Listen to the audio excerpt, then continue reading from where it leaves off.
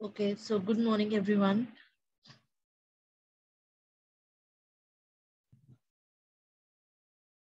Good morning, class.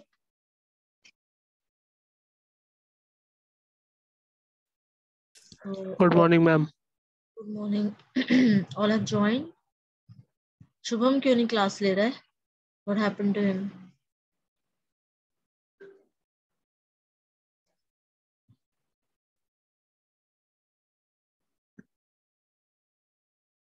क्या हुआ उसको? तबीयत ठीक है उसकी? और बाकी लोग? ओके, चलो असाइनमेंट आप लोगों ने भेजा है मुझे? I have send you an assignment ना? हाँ जी, am I audible to all? Deepak, हाँ जी मैम। असाइनमेंट मैंने भेजा था, हाँ सबमिट किया है? हाँ मैम, कर दिया। Okay, let me just see किस किसने किया है। दीपक कुमार, नेहा, पंकज, प्रशांत, ऋतिक, रोहित, मनीष, इन्होंने किया है। The students have send. And ये अभिषेक, अभिषेक झा को क्या हुआ है? वो क्लासेस क्यों नहीं लेता है? कौन मैम? अभिषेक कुमार झा। उसकी प्रॉब्लम है शायद कुछ, मेरे ख्याल से। अमन रावत ने भी नहीं किया। दीपक मलिक, आपने भी नहीं किया। प्रेम श्रीवास्तव,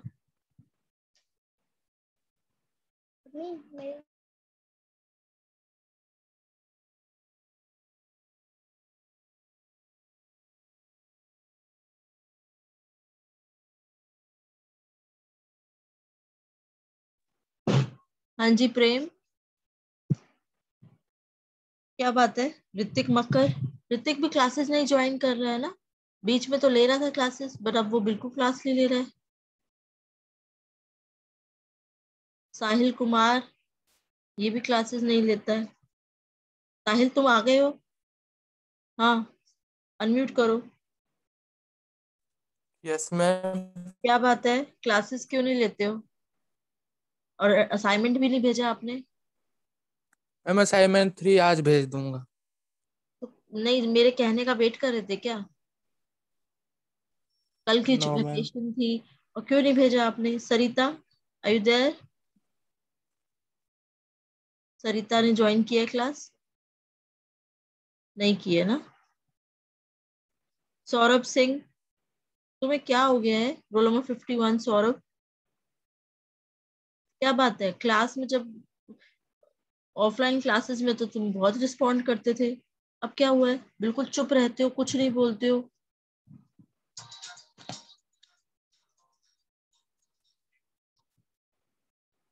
हाँ, अभी विकास कुमार का अभी तक नहीं क्लियर हुआ scene. Mohit Vats, where is he has started taking the classes ना, बट अब वो फिर से नहीं लेता है क्लासेस। सरिता, असाइनमेंट नहीं भेजा आपने? शुभम ने भी नहीं भेजा। See, today is the last date for sending the assignment because I have to submit the record. पिछली बार भी ये हुआ था कि आप लोगों का रिकॉर्ड सबमिट नहीं हुआ था, आपने असाइनमेंट नहीं भेजे थे। सिर्फ 2 बच्चों ने मुझे असाइनमेंट भेजे थे। I have to submit the record. Moreover, MCQ 3 and MCQ 4, 2 MCQ मुझे लेने हैं, and I will be taking the MCQ 3 tomorrow positively. कल मैं MCQ 3 लूंगी और असाइनमेंट 4 भी सबमिट करूंगी। आप लोग थोड़ा सा क्विक हो जाइए because we have to wind up the syllabus and we have to done with all the MCQs and assignment. ठीक है, तो हमारा सिलेबस बस नियर अबाउट 1 वीक का रहता है। बाकी सब्जेक्ट्स में क्या है सीन दीपक? किसमें बाकी बाकी सब्जेक्ट में? सिलेबस हो गया कि रहता है? नहीं रहता है अभी तो, लास्ट में। हाँ बोलो, क्या बोल रहे हो?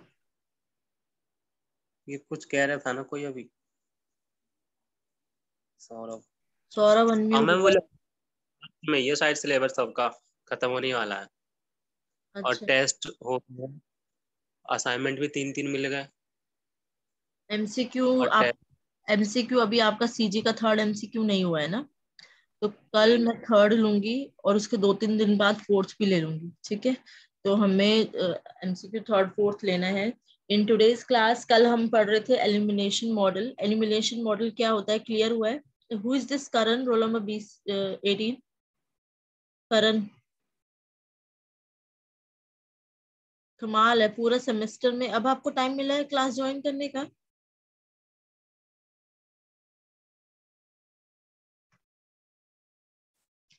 पूरा नाम क्या है आपका? What's your full name?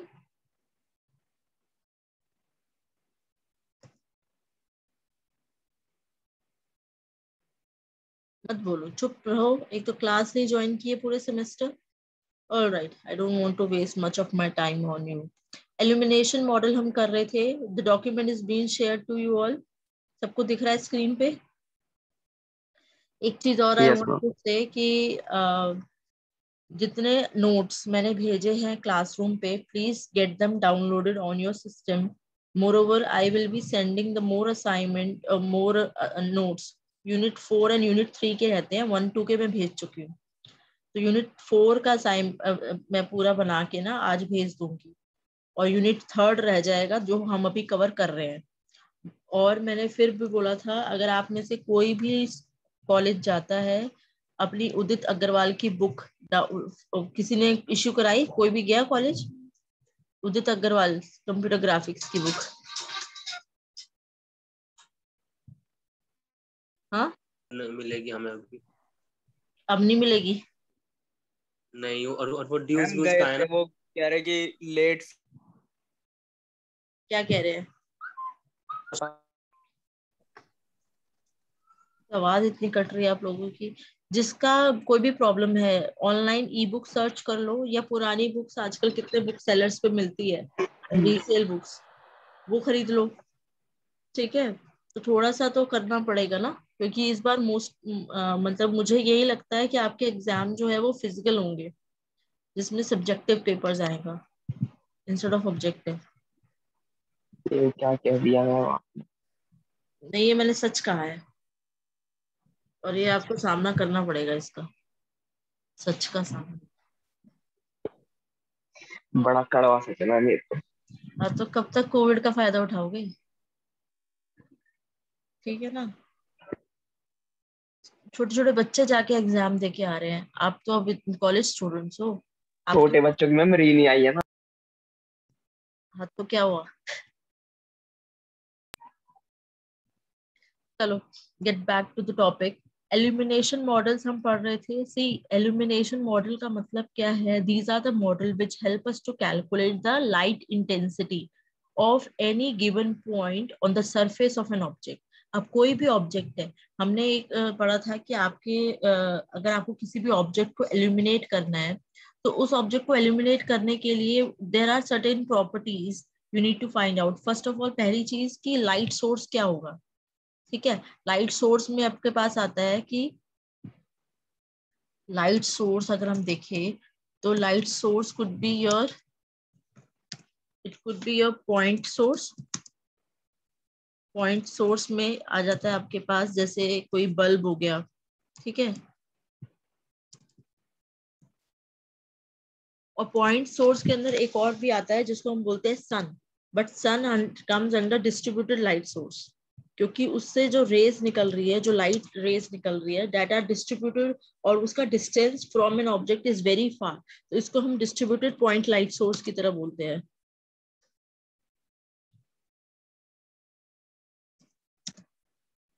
ये हमने पढ़ा था।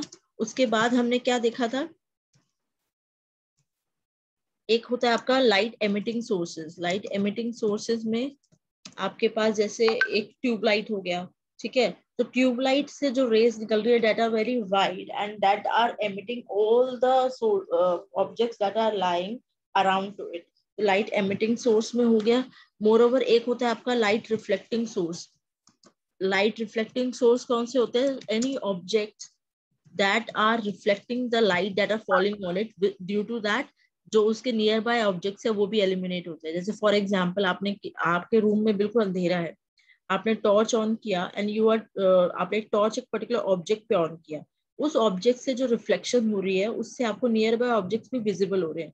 तो ये हो गया आपका light reflecting source. Why we are studying it? Because हमें एल्यूमिनेशन मॉडल में इंटेंसिटी ऑफ लाइट को कैलकुलेट करना है. इंटेंसिटी ऑफ लाइट का मतलब होता है कि किस ब्राइटनेस से कोई पर्टिकुलर ऑब्जेक्ट कैलकुलेट होगा. And why we are doing it? Because जो हमारा नेक्स्ट टॉपिक है which we are calling at polygon rendering methods. Polygon rendering methods का मतलब कि जितने भी पॉलीगन्स ऑब्जेक्ट है, object that are having a polygon shape, curve shape नहीं पढ़ रहे, अभी कर्व हम पढ़ेंगे. We are only studying the object that are having a polygon shape, polyhedron objects. उनको हमें अपनी कंप्यूटर स्क्रीन में रेंडर्ड करना है. रेंडर मतलब उनको हमें कंप्यूटर स्क्रीन पे शो कराना है. And we have to do the shading also, we have to do colouring also. Colouring करने के लिए हमें क्या करना होता है आपको पता है? जितने भी CRT है या आपका रैंडम स्कैन है या रास्टर स्कैन है, सब में आप क्या करते हो? कलर इंटेंसिटी देते हो ना. आपकी जो इलेक्ट्रॉन गन है वो आपकी पिक्सल की कलर वैल्यू इंटेंसिटी को फ्रेम बफर से रीड करती है. याद है? We have studied that. अब जो इंटेंसिटी वैल्यू है कि कोई पिक्सल किस इंटेंसिटी से ग्लो होगा, उसकी इंटेंसिटी ऑन है या ऑफ है, वो हमें कैलकुलेट करना है. और वो हम कैसे कैलकुलेट करेंगे? With the help of basic illumination model. कुछ क्लियर हो रहा है हम क्या पढ़ रहे हैं? यस क्लास, क्लियर हो रहा है? Why we are studying this? Illumination model क्यों पढ़ रहे हैं? क्योंकि हमें कैलकुलेट करना है intensity of light at a particular pixel value. ठीक है? और वो कैलकुलेशन कौन यूज करेगा? सरफेस रेंडरिंग मेथड्स, जो हम अभी पढ़ने वाले हैं, नेक्स्ट क्लास में पढ़ेंगे. पॉलीगन रेंडरिंग मेथड्स जो होता है, जैसे एक है आपका कांस्टेंट शेडिंग, एक गोरान शेडिंग है, एक फॉन्ग शेडिंग है. बहुत इंपॉर्टेंट टॉपिक है ये.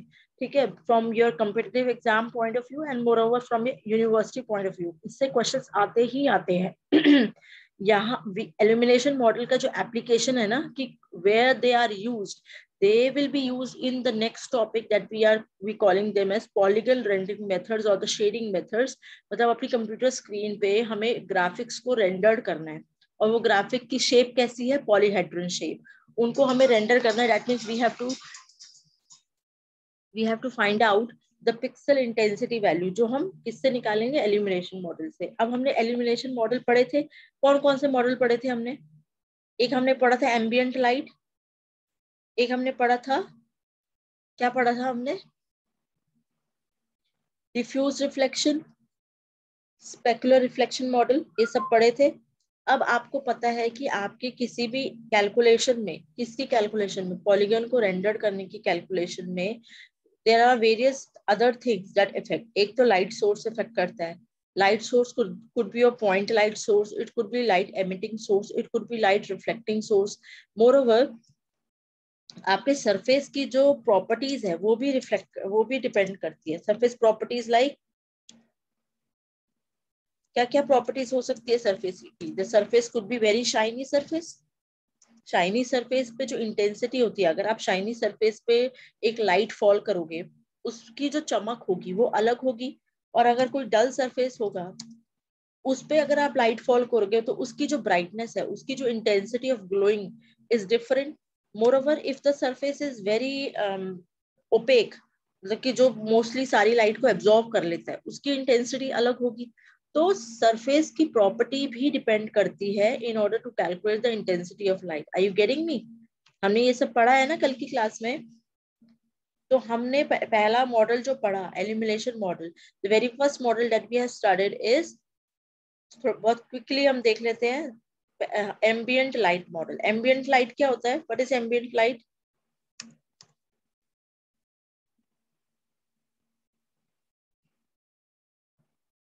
Yes class, what is ambient light? Ambient light में हमने क्या देखा था? लाइट सोर्सेस के बारे में हम पढ़ चुके हैं. डिफ्यूज रिफ्लेक्शन क्या होता है? Who will tell me what is diffuse reflection? What is the difference between diffuse reflection and specular reflection? Yes.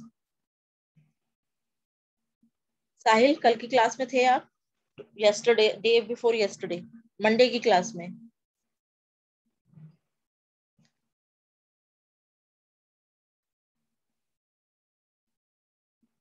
Monday की क्लास में थे साहिल? डिफ्यूज रिफ्लेक्शन हमने पढ़ा था. डिफ्यूज रिफ्लेक्शन और स्पेकुलर रिफ्लेक्शन कहाँ पर होता है? देखो, diffuse reflection always occur on a rough surface, on a dull surface, on a grainy surface, where all the incident light got scattered in different direction. ठीक है, उस scattered light को क्या बुलाते हैं हम? diffuse reflection. ठीक है, तो यहाँ पे diffuse reflection always occur with grainy और dull surface. ठीक है, तो diffuse reflection हमने पढ़ा था. Then we have studied about specular reflection. Specular reflection में क्या होता है कि when the light scattered at certain point we see some bright spots or we see some brightness effect, lightning effect. That effect is being called as specular reflection. ठीक है, जैसे ये एक स्फेयर है, it is having a very shiny surface. अब इस पे जो लाइट फॉल हो रही है, कौन सी लाइट फॉल हो रही है? सन रेज फॉल हो रही है, या कोई अगर आप बेसिक कोई पॉइंट लाइट सोर्स से इसको ग्लो करा रहे हो, तो यहाँ पर देख रहे हो एक अलग ही ब्राइटनेस है इस पर्टिकुलर एरिया में. अगर आप इस डायरेक्शन से देखते हो तो यहाँ पर डल है, बट यहाँ पर एक अलग ही ब्राइटनेस है. That particular thing is being called specular reflection. तो स्पेकुलर रिफ्लेक्शन हमेशा आपको दिखेगी कौन से सरफेस पे? बहुत शाइनी और बहुत ही क्लियर सरफेस पे विजिबल होती है. और diffuse reflection is always visible on dull और द ग्रेनी सरफेस. ठीक है, then we have studied the very first model जिसको हम बुलाते हैं ambient light. Ambient light is the easiest model to calculate or the very standard model to calculate the intensity of light, because यहाँ पर जितने भी ऑब्जेक्ट हैं, जैसे हम एक एग्जांपल ले रहे हैं इस रूम का, इस रूम में जितने भी ऑब्जेक्ट है, all the objects are being illuminated with uniform intensity. यहाँ पे देखो, देख रहे हो, कोई भी ऑब्जेक्ट अलग इंटेंसिटी से ग्लो नहीं हो रहा, क्योंकि यहाँ पर कोई डिफरेंट लाइट सोर्स आप यूज नहीं कर रहे. एम्बिएंट लाइट में हमेशा हम बोलते हैं बैकग्राउंड लाइट, मतलब कि यहाँ पर कोई सेपरेट लाइट सोर्स यूज नहीं हो रहा. The light is coming through the glass doors और it is coming through the you can say from the windows. तो इसमें हर एक object is being illuminated, is being brighten up with uniform illumination. ठीक है, जिसको हम बोलते हैं एम्बिएंट लाइट. और एम्बिएंट लाइट के अंदर जो इंटेंसिटी होती है उसको हम बोलते हैं IA, that is ambient intensity. It has no special और डायरेक्शनल कैरेक्टरिस्टिक्स. ठीक है, the amount of ambient light incident on each object is constant over all the direction. ठीक है, ये 2-3 पॉइंट्स आपको याद रखने हैं. मोरओवर डिफ्यूज रिफ्लेक्शन जो होती है उसको हमने पढ़ा था कि डिफ्यूज रिफ्लेक्शन को हम 2 तरीके से रिप्रेजेंट करेंगे. One with ambient diffuse reflection and second with point light source से अगर हम करते हैं, याद है? हाँ जी, पॉइंट लाइट सोर्स से अगर हम कर रहे हैं तो हमारे पास क्या फॉर्मूला बन रहा था? KD/IL cos theta. KD क्या है यहाँ पर? What is KD here? KD is the diffuse reflection coefficient. IL is the intensity through the point light source, and cos theta is the angle that is made between the incident light direction and the unit normal vector over the surface. तो उसको हमने cos theta लिखा. Later on we replace the cos theta with the dot product of n dot L. n dot L क्या है? n तो यहाँ पर आपका यूनिट वेक्टर है which is over the surface, और L क्या है? the vector over the unit vector over the incident light direction. तो यहाँ पर हमने cos theta को रिप्लेस कर दिया n dot L से, और फिर उसका सम दिखाया, combine the ambient and the point light source and intensity calculation. तो उसको हमने दिखाया के, इसको आप KD भी लिख सकते हो, KA भी लिख सकते हो. KA हमने यहाँ पर इसलिए लिखा है because here we are saying कि जो आपका ambient light coefficient, KA is ambient light coefficient, और IA क्या है? Ambient intensity plus KD IL n dot L. ये वाला फॉर्मूला सबको क्लियर है? सी जब भी एलिमिनेशन मॉडल्स आएंगे एक्सप्लेन करने के लिए, you have to write this expression and this is a very important expression. Saurabh कुछ क्लियर हो रहा है? आपने मंडे की यस मैम. क्लास ली थी? मंडे की क्लास ली नहीं थी? मैम. पर मंडे की नहीं मैम. क्लास में मैं ये सारा पढ़ा चुकी हूँ.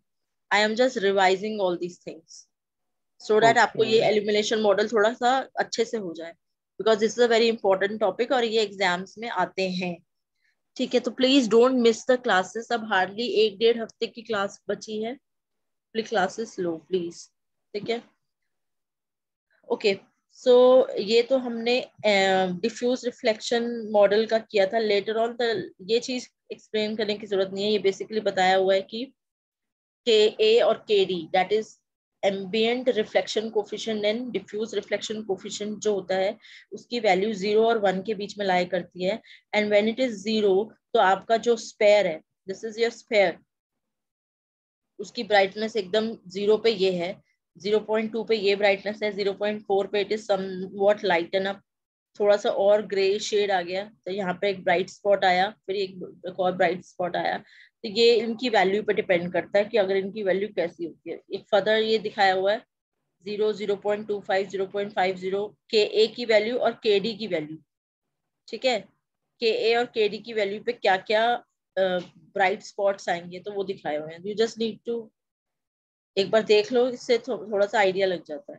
नाउ दिस फॉन्ग मॉडल, समटाइम्स आपके पास क्वेश्चन में डायरेक्टली आ जाएगा व्हाट इज फॉन्ग मॉडल. ठीक है, या शॉर्ट नोट आ गया फॉन्ग मॉडल. तो don't get confuse. What is Phong model? Phong model is nothing but specular reflection model which is a part of your elimination model. Why we are calling it as Phong model? Because this model is being given by a scientist called Bui Tang Fong. ठीक है, ये एक scientist का नाम है. Let me show you the name of that scientist. ये कहाँ गया? ये फोंग बुई टोंग, ये एक साइंटिस्ट है जापानीज. इसने ये स्पेकुलर रिफ्लेक्शन मॉडल दिया था जिसकी वजह से इसका नाम हमने बोल दिया फोंग स्पेकुलर रिफ्लेक्शन मॉडल. बहुत ही इंपॉर्टेंट है, नाम से ही, नाम से डायरेक्टली पूछा जा सकता है. तो इसमें आपको कंफ्यूज नहीं होना है. You just need to explain this diagram. और इसने क्या बोला, what it is trying to say. Phong model बोलता है कि when we look any illuminated or the shiny surface like this ball, this is a spherical ball, this is a spherical ball which is having a very shiny surface. Now when you look at certain viewpoint, किसी particular view point से आप देख रहे हो तो यहाँ पर देखो एक ब्राइट स्पॉट आपको विजिबल है. स्पेकुलर रिफ्लेक्शन में यही पढ़ा था आपने. स्पेकुलर रिफ्लेक्शन में जो लाइट फॉल होती है और जब वो रिफ्लेक्ट करती है in different direction, at certain point you will find out some bright spot जिसको आप बोलते हो स्पेकुलर रिफ्लेक्शन. अब ये इस ब्राइट स्पॉट की क्या इंटेंसिटी है वो कौन फाइंड आउट करता है? इस साइंटिस्ट ने दिया, फोंग बी टोंग ने, जिसको हम बुलाते हैं फोंग मॉडल. तो व्हाट फोंग मॉडल आगे क्या बोलता है इसमें तो यही लिखा हुआ जो मैंने बोला अभी आपको. ठीक है, now what is written here is, इसने फिर एक न्यूमेरिकल मेथड से एक एंगल की तरह समझाया कि लेट्स सपोज ये सरफेस है. किसका सरफेस है? शाइनी सरफेस है. अब यहाँ पे this is the normal vector N.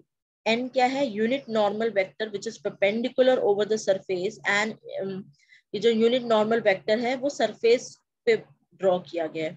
और ये क्या है? ये दिस इज एल. क्या है यहाँ पर? L represent the unit vector directed towards the point light source. जैसे लेट्स सपोज यहाँ पर कोई बल्ब है तो बल्ब से लाइट ऐसे आ रही है ना, तो इसकी direction, it is a unit normal vector जो ड्रॉ किया गया towards a point light source. तो ये एक ऐसे ड्रॉ किया गया. अब जब भी लाइट फॉल होती है तो वो रिफ्लेक्ट भी करती है. तो आर क्या है यहाँ पर? R is a unit normal vector which is drawn towards the direction of the reflection.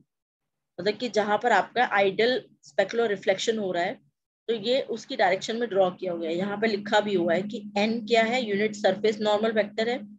R is representing the unit vector in the direction of specular reflection. And L क्या है यहाँ पर? L is a unit vector directed towards a point light source. और V क्या है?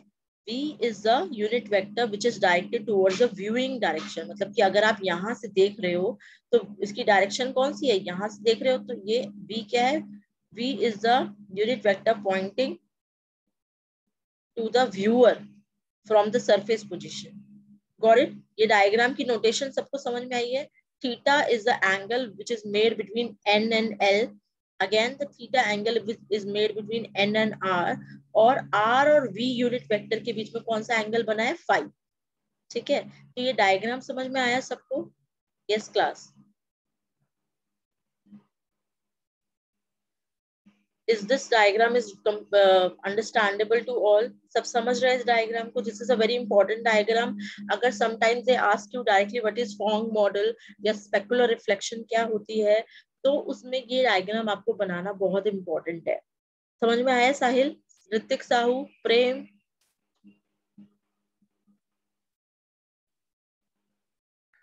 Yes ma'am. तो ये diagram की हेल्प से आपने एक इक्वेशन ड्राइव करी. इक्वेशन क्या ड्राइव करी कि जो Phong स्पेकुलर रिफ्लेक्शन है ना, वो ये कहता है कि जो शाइनी सरफेस होते हैं उनकी जो स्पेकुलर रिफ्लेक्शन रेंज है, मतलब कि स्पेकुलर रिफ्लेक्शन रेंज को आप किस वैल्यू से डिटरमाइन कर रहे हो, उसको आप एक सिंबल दे रहे हो NS. स्पेकुलर रिफ्लेक्शन की जो रेंज है शाइनी सरफेस के लिए बहुत लार्ज होती है, शाइनी सरफेस के लिए बहुत नैरो होती है. ठीक है, शाइनी सरफेस के लिए नैरो होती है इसकी रेंज, और जो डल सरफेस होते हैं उसके लिए उसकी जो स्पेकुलर रिफ्लेक्शन की रेंज है वो बहुत वाइड होती है. NS फॉर डल सरफेस, उसकी जो रेंज है दैट इज वेरी वाइड. ये चीज आपको याद रखनी है.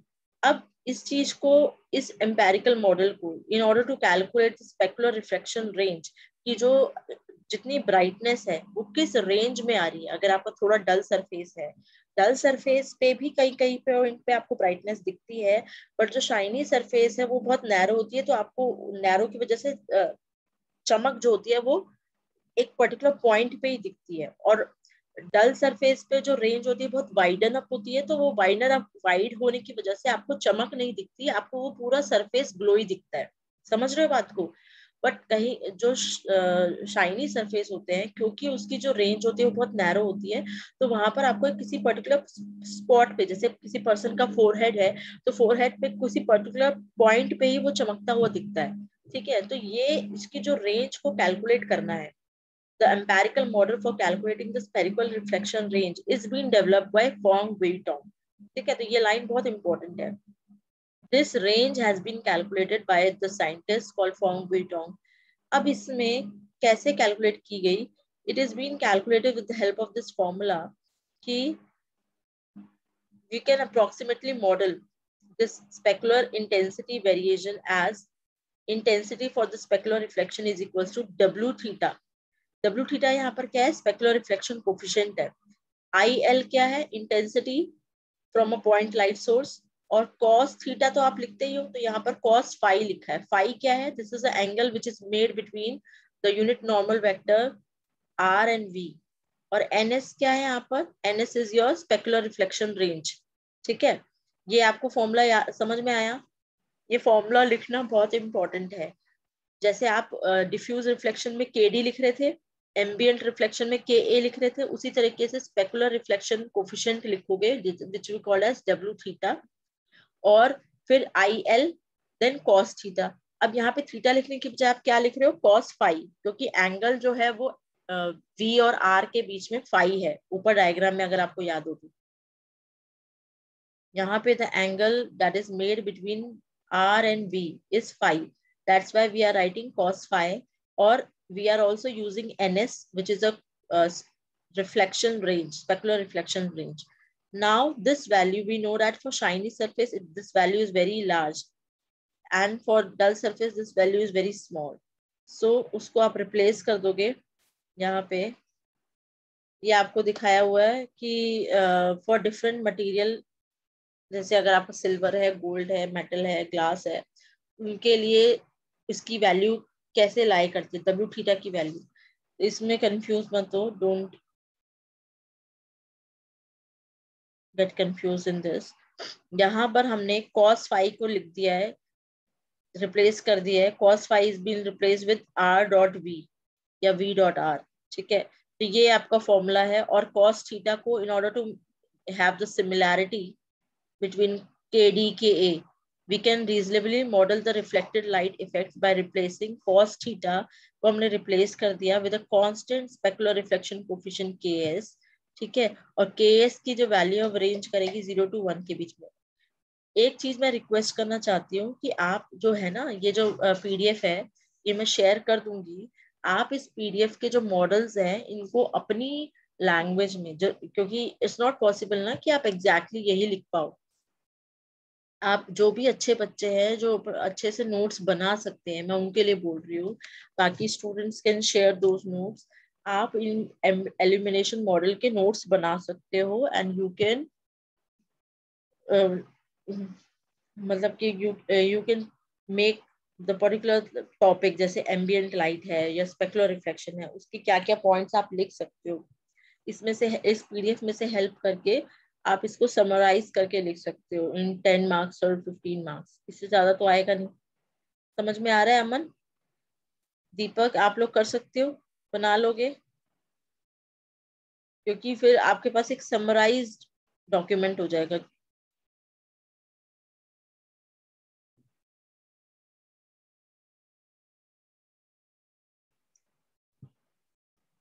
ना सन्नाटा क्यों है, नहीं कर सकते? ठीक है, तो स्पेकुलर रिफ्लेक्शन फॉर्म मॉडल यहीं तक करना है, इसके आगे नहीं करना है। आपने cos phi को रिप्लेस कर दिया v डॉट एल से, v डॉट आर से। मोर ओवर ये डिफरेंट कॉम्बिनेशन ये सब करने की जरूरत नहीं है ज्यादा। यान मॉडल, ओके। चलो एक और चीज मुझे बतानी थी, क्योंकि कल आपका एमसीक्यू है, अभी मैं ग्रुप में डाल देती हूँ। मैंने कुछ एमसीक्यूज जो है वो निकाल के रखे थे। एक ये है क्वेश्चन, ये डिस्कस कर लेते एक बार।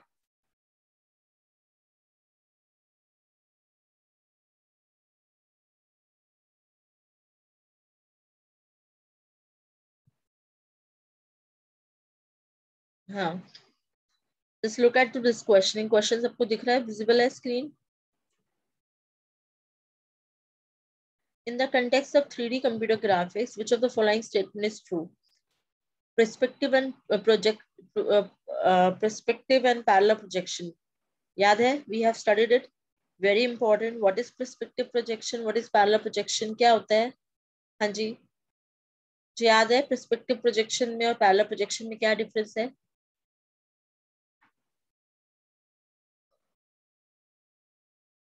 क्या डिफरेंस होता है perspective projection में और parallel projection में?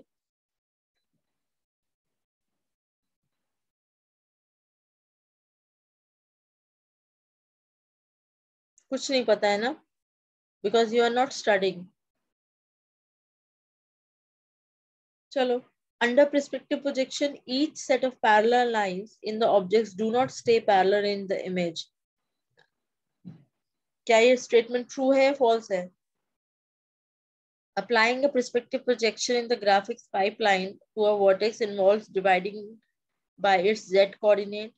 Perspective projection is a linear transformation. Which of the statement is correct?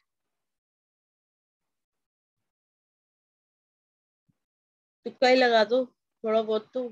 A B, A C, B C and A B C, कौन से सही है?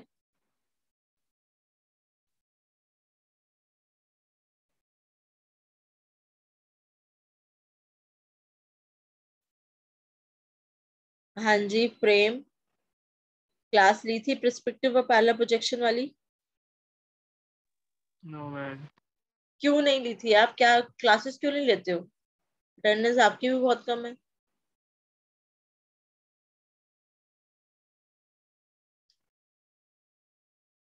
क्या आंसर होगा इसका अमन?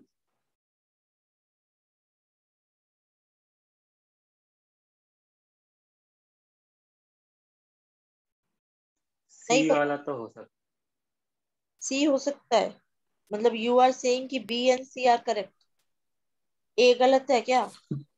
मैम ए एंड सी होगा मैम, ए एंड सी में भी।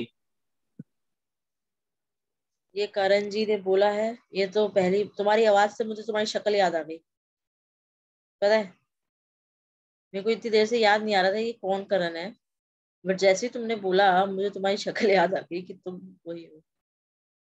क्यों नहीं क्लासेस ली तुमने पूरे सेमेस्टर?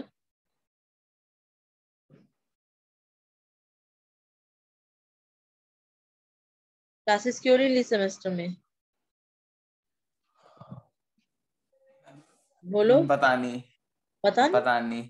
अरे किसी ने तुम्हें बांध के रखा हुआ था क्या कि क्लास नहीं लेनी तुमने? पता नहीं का क्या मतलब है? मतलब कि तुम्हें पता नहीं था कि तुम्हें बीसीए करनी है कि नहीं करनी? क्या ये था कि तुम्हें कंटिन्यू करना है कि नहीं करना? ऐसा था क्या कुछ?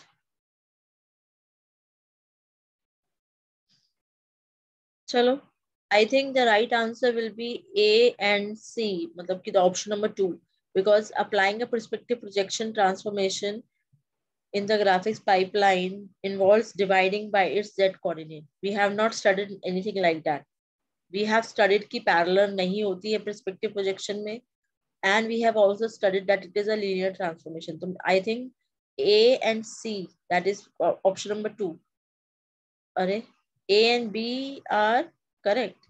C is linear transformation. Perspective projection is a linear transformation. This line is wrong. एक minute, let me just find out कि आंसर सही है कि नहीं सही है.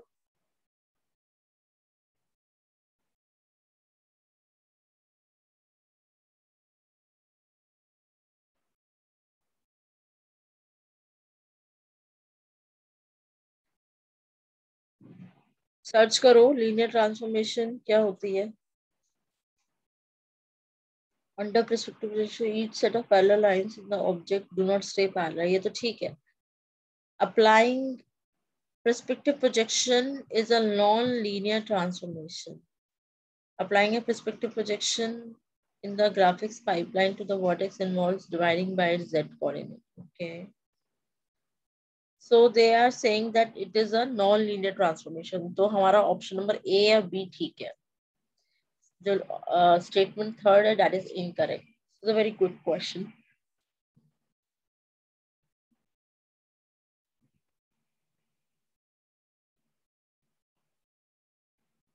ये देखो, ये हमने पढ़ना है गोरान शेडिंग और फोंग शेडिंग, ठीक है. ये जब पढ़ लेंगे तभी we could be able to solve this question. इसको छोड़ देते हैं. ये वाला देखो, given below are the different properties of 3D projection from A से D. Identify the correct order on the basis of the property of perspective projection only, orthographic projection only, both orthographic and perspective projection. अच्छा, so we have to find out the right sequence. Straight lines are mapped to straight lines. Distances and angles are preserved. Far away objects appear the same size as closer ones. Requires homogeneous coordinate in order for it to be encoded to linear transformation.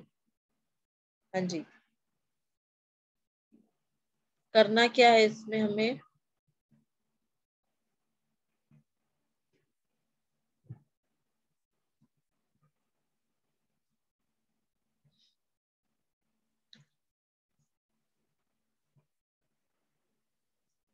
इतना कुछ clear हो नहीं रहा है ये question. Basically इसमें आपकी identify the correct order on the basis of the property true for perspective projection के लिए क्या होगा? सबसे पहले तो we need to require homogeneous coordinates in order for it to be encoded into linear transformation.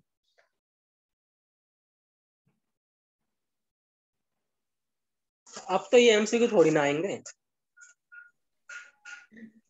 MCQ भी आ सकते हैं. अभी आपका कुछ क्लियर नहीं हुआ ना कि एमसीक्यू आएंगे कि नहीं वो आएंगे. और मैम और